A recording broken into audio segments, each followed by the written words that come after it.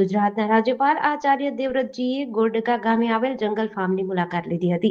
1 એકરમાં 125 થી વધુ અલગ અલગ વનસ્પતિ તેમજ શાકભાજીનું વાવેતર કરવામાં આવેલું છે. રાજ્યપાલ દ્વારા જંગલ ફાર્મની વનસ્પતિ તેમજ શાકભાજી સહિતના વાવેતરનું બારીકાઈથી નિરીક્ષણ કર્યું હતું.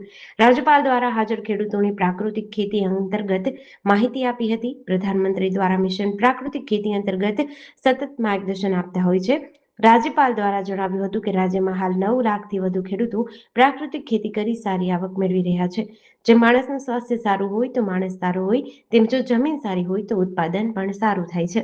ખેડૂત દ્વારા પણ राज्यपालની मुलाकातને લઈને खुशी व्यक्त કરવામાં આવી હતી. आज हम बोटाद जिला के गोरडा गांव में अल्पेश भाई के प्राकृतिक खेती फार्म पर हैं। इन्होंने 1 एकड़ में जंगल मॉडल लगाया है और उस एक ही खेत में लगभग 125 प्रकार के पेड़ पौधे, वनस्पति, साग भाजी, फल आदि के पेड़ लगाए हैं।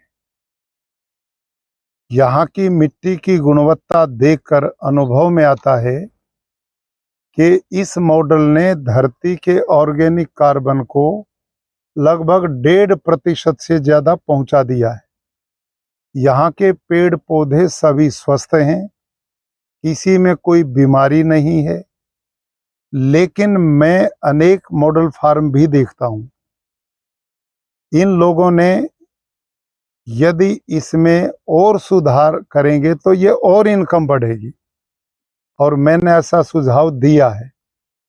यहाँ पुराने पौधे जो लगाए गए लगातार वही चल रहे हैं, उनमें से कुछ पौधे नए नए बदले जाएं तो इस मॉडल में गुजरात में 8-9 लाख तक उत्पादन एक खेडूत प्रति एकड़ लेता है। तो आपका भी उत्पादन अन्य खेडूत से ज्यादा है। लेकिन इनकी धरती इतनी उन्नत बन चुकी है, अब ये कुछ भी पौधा लगाएंगे तो वो भरपूर पैदावार देगा।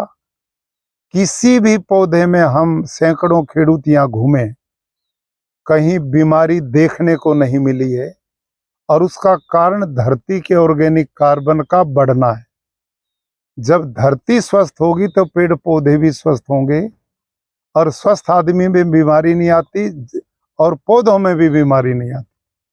आज मैं सभी खेडूत भाइयों से आग्रह करूंगा, जिनके मन में ये भ्रांति है कि प्राकृतिक खेती करेंगे तो उत्पादन घटेगा, वो बिल्कुल निराधार है। इस समय गुजरात में लगभग 9 लाख किसान प्राकृतिक खेती करना शुरू कर चुके हैं और जिन्होंने ईमानदारी से प्राकृतिक खेती के 5 आयाम पूरे किए, उनका उत्पादन प्रति वर्ष बढ़ता है, धरती का ऑर्गेनिक कार्बन बढ़ता है, पर्यावरण शुद्ध होता है, भूमिगत पानी बढ़ता है, गौ माता का पालन होता है, लोगों को स्वास्थ्य मिलता है। तो आप सब आने वाली पीढ़ियों को बचाने के लिए प्राकृतिक खेती की ओर मुड़िए।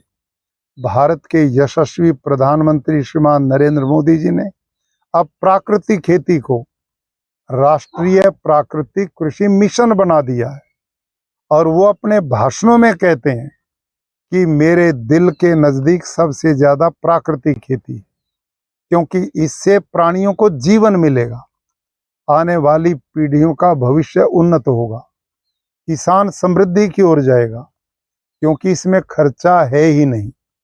आज जो अल्पेश भाई का हमने जंगल मॉडल देखा है, उसमें 1 पैसे का भी खर्चा ही नहीं है। ट्रैक्टर उसमें चल नहीं सकता, बैल से जुताई हो नहीं सकती, जंगल मॉडल में निंदामन की कोई प्रॉब्लम नहीं है, अनेक तरह के पेड़ पौधे स्वस्थ और सब हर महीना फल देते हैं, तो उससे इनकम स्वतः ही बढ़ेगी। तो आज बोटाद जिला के इस क्षेत्र में गोरडका गांव में और अभी हमारा किसान कृषि सम्मेलन जो बड़ा होने वाला है वो स्वामी नारायण मंदिर गरडा में होगा। तो आप सब आइए, आपका स्वागत, अभिनंदन। जय गौ माता। मारू नाम बाबूभाई गणेशभाई कड़थिया, गाम गोरडका। बाबूभाई, आज राज्यपाल तमारी फार्म पर मुलाकात लीधी छे, શું માર્ગદર્શન કેવા પ્રકારનું માર્ગદર્શન? હવે ગુજરાતના રાજ્યપાલ શ્રી આચાર્ય દેવવ્રતજી અમારા જય ખોડલ એસપીકે ફાર્મની મુલાકાતે આજે પધાર્યા હતા અને ફાર્મની અંદર વિઝિટ કરી અને તમામ પ્રકારના જે ફલપેડ છે એ લગભગ 125 પ્રકારના ફળ ફળાદી શાકભાજી છે એમનું વાવેતર કર્યું છે. એ બધું જ સાહેબશ્રીએ નિરીક્ષણ કર્યું અને ઓર્ગેનિક કાર્બન જે ડેવલપ થાય છે એ ખૂબ સારા પ્રમાણમાં છે એ નિરીક્ષણ કરી અને સાહેબશ્રી ખૂબ આનંદિત થયા. અને સાથે સાથે આ પ્રાકૃતિક ખેતી છે એમાં જે પેડ છે, ફળના ઝાડ છે, શાકભાજી છે, એમનો જે ગ્રોથ છે, વિકાસ છે એ ચમત્કારિક છે. એ જોઈને ખૂબ આનંદિત થયા અને સાથે સાથે એ પણ સૂચન કર્યું કે અંદર લગાવેલા જે ફળપેડ છે, ફળના ઝાડ છે, એમાં ક્વોલિટી ઓછી હોય તો સારી ક્વોલિટીના ફળ ઝાડ લગાવી અને 1 એકરની અંદર 9 થી 10 લાખ રૂપિયાની આવક અંદર થઈ શકે છે. આ ફાર્મની ઉંમર છે એ હજી 23 માસ છે, પણ એ ચમત્કારિક એ ફાર્મનો ગ્રોથ છે એ જોઈને એ રાજપાલ સાહેબ શ્રી ખૂબ આનંદિત થયા. ખાસ કરીને ખેડૂતો પણ ઝાઝા હતા, જ્યારે ખેડૂતોને કેવા પ્રકારની માર્ગદર્શન મળ્યું? આ ખેડૂતો જે રાસાયણિક ખેતી કરી રહ્યા છે એને બદલે અહીં લાઈવ ડેમોન્સ્ટ્રેશન જોયું કે આ અમારી જમીન છે એમાં અમે છેલ્લા 7 વર્ષથી અમે પ્રાકૃતિક ખેતી કરી રહ્યા છીએ.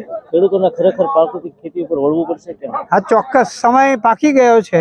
જેમ આપણા ફેમિલી ડૉક્ટર છે એમ હવે એ સમય પાકી ગયો છે કે આપણા ફેમિલી ખેડૂત હોય, ફેમિલી ફાર્મર હોય તો એના દ્વારા જે ઝેર વગરની ખેતી છે એની જે પેદાશ છે એ ખાવા માટે આજનો સમય પાકી ગયો છે. જેડીસી ન્યૂઝ સાથે ચિંતન વાગડિયા, બોટાદ.